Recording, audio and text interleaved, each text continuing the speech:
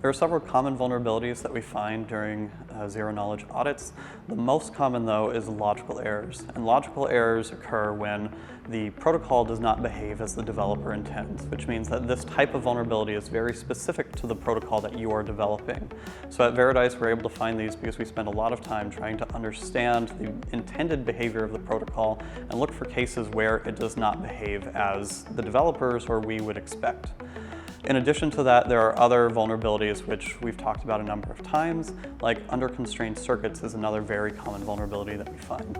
And this is because when developers are writing ZK circuits, they have to produce the computation that is going to be performed by the ZK circuits, but also to check that that computation is actually performed within the constraints.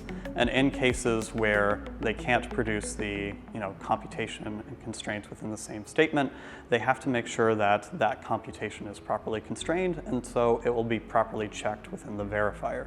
We found that developers often struggle to define these checks properly, as there are often corner cases that are kind of difficult to reason about. And this is why at Veridise we spend a lot of time looking for under-constrained circuits, and why we've developed tools to help us find these under-constrained circuits.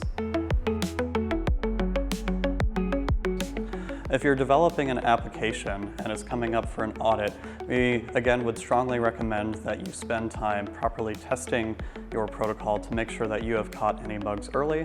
That way our auditors can spend more time looking for those deeper vulnerabilities within your protocol.